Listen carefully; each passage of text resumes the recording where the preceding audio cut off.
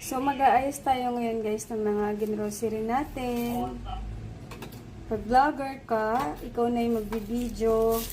Ikaw na rin yung humawak sa camera. Wala kang katulong. Ganyan talaga guys kapag content creator ka.